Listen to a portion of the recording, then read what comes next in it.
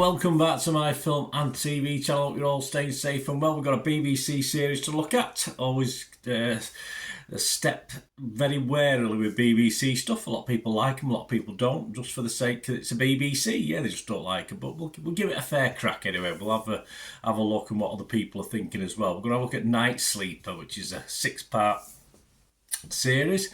55 to 58 minutes, so about 55 once you take out the credits and the what happened last time bits. And this was written for the BBC One, and all episodes are now all available on BBC iPlayer. Yeah, this came out when I was away, so I'm a bit slow in getting this one out. I would have got this out a couple of weeks earlier normally, but we'll have a look at it anyway. This is written by Nick Lever for Houston Films. And it started on the Sunday and the Monday from the 15th of September and carried on for 3 weeks. So, yeah, as I'm recording this, it's not finished yet. But as I said, all episodes, I binge-watched it on BBC iPlayer. Not the greatest binge-watch, this one. I think it's one perhaps you dip in a couple of episodes at a time rather than as you're on the edge of your seat, ready for the next watch. I'm recording this on the 23rd of September 2024. This is about, it's a real-time drama, so it's set, I didn't check my watch just to see if that's correct, set in a fictional heart of Britain sleeper train that's travelling to London from Glasgow in Scotland. Two people who have not met before must work together to try to save the lives of the passengers. Some are worth saving, probably some aren't.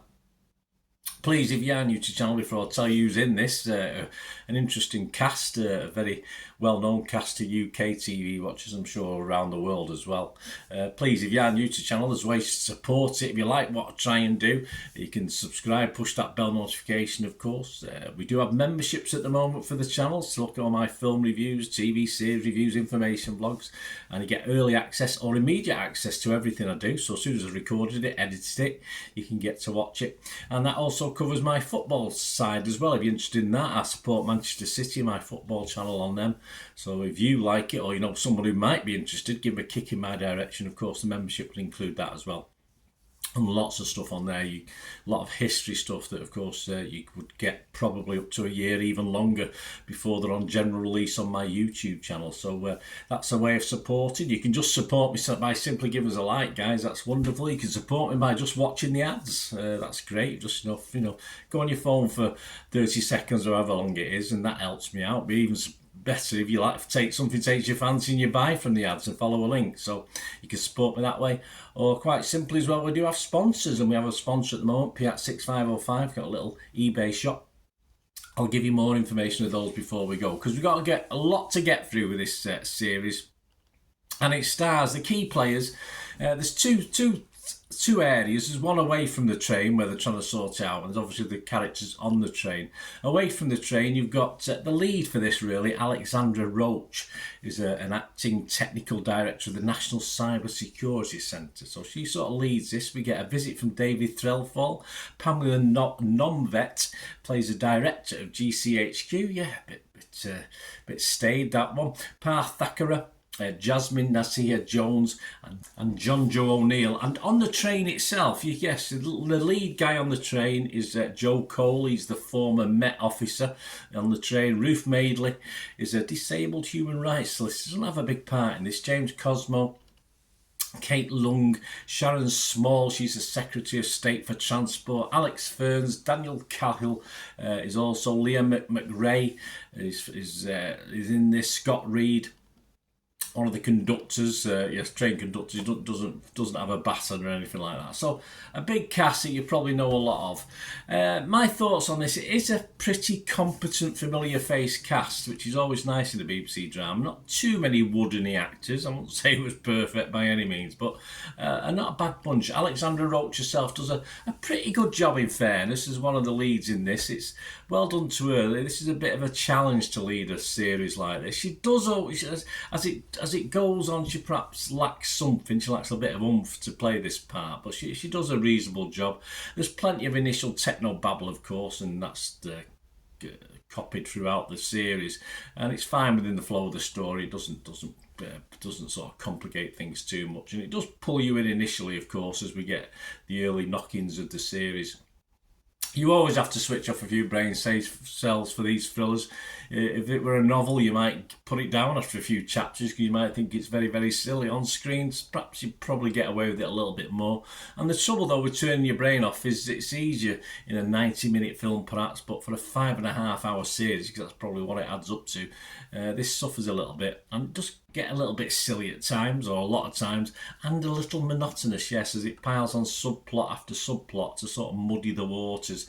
As far as believability, as I said, you've got to turn your brain off. It does pushes things to the max. I mean, there's one early sequence that begs the question that surely the British security services would react with more skill than the rabble in this episode. But then again, based on what we've seen of the British, public services anyway, and what's happened behind the scenes with various problems in Britain, perhaps we would react poorly. I'm not too sure, but you'd hope not. But of course, basic policing skills sort of they don't exist, I don't think, at the start of this film, but there you go. When it concentrates on pure action, it does perform a little bit better, even in getting to the action is, yes, a little bit far-fetched at times. The speed, if you like the film's speed, the speed-like action is pretty okay in fairness, given the limitations, no doubt, of the budget as well. The behind-the-scenes family dramas of the characters, yeah, a little bit dodgy. Average, mainly type filler for that one, with the odd element of poignancy thrown in. But sadly, most of the characters are just pretty annoying and uninteresting for me.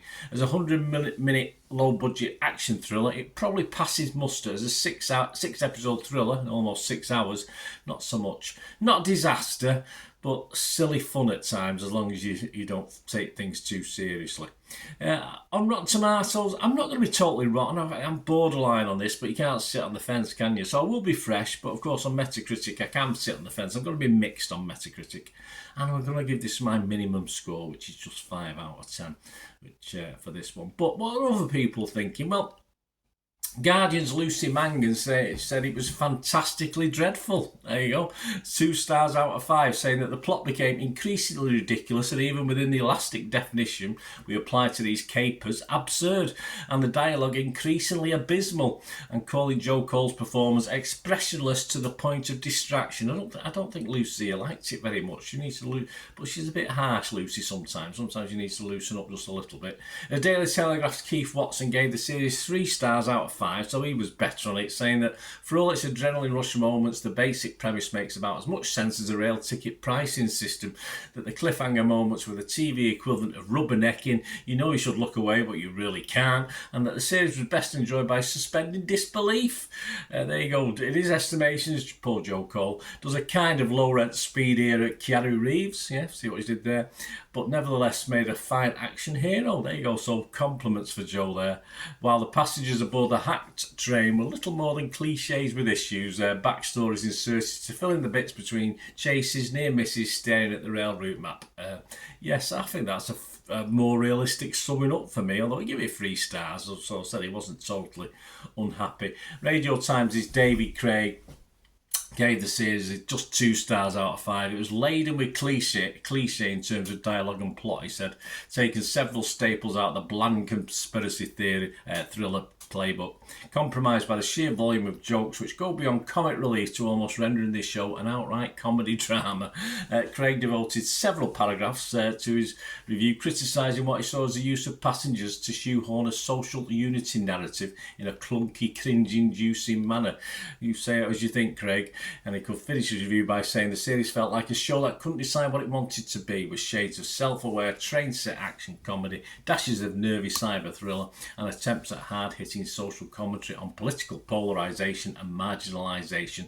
Blended together, it makes a strange concoction. There you go. He had a lot to say, didn't he? He's got to fill his pages. A bit like Lucy, I thought, but probably more salient points in his argument. When it comes down to it, what do other people think away from those critics? Well, Rotten Tomatoes just 40%, but that's only 5 critics. 2 fresh, 3 rotten, doesn't mean much. And finally, the one we always look at, we've got a like it, we've got a positive here. Internet Movie Database, 1,500 scores and reviews. It's getting 6.5 out of 10. There you go. I'll leave it at that. I give it 5. A lot of people didn't like it. Occasionally some people did. And Internet Movie Database, Joe Public, at this point in time, 6.5 out of 10. I'd imagine that might drop a little bit. But I think, as you say, throwaway action, silly stuff. it's passable, but a bit certainly not a 6.5 out of 10 for me. Let me know what you think, guys. Anyway, my sponsors, I did mention them at the moment. My thanks to Piat6505 who sponsor the channel. Little eBay shop. There's a link in the description below. They sell movie posters mainly from the 90s and 2000s. They sell DVDs as well that are very rare, very hard to get hold of now. Classic Hollywood movies, classic foreign language movies as well. So have a look at the site, guys. They do try and add to it as and when they can. It's a sort of a small little business. It's not the main thing. So whatever's on there now, in a few months' time, there'll be even more items on it. So check it out. If you do fancy anything, just mention me. Just say Bernard sent me with a message with the order, and you'll automatically get 10% off as well. So whatever your order cost is, you'll get 10% off, and they dispatch within 24 to 48 hours. So there you go, guys. I hope you've stuck with me and supported me. That helps me out, of course. Support me. My socials are on screen there, so you can give us a shout if you do want to sponsor the channel going forward. If you don't want to do the membership, or just give us a like. It'd be great to hear from you, of course, for sponsoring this or the football channel, or both. So let me know. You can contact me through YouTube, of course. Thanks for watching, guys. Until we meet again, I'll only ask one thing, don't I? Please stay safe, everyone. Bye for now.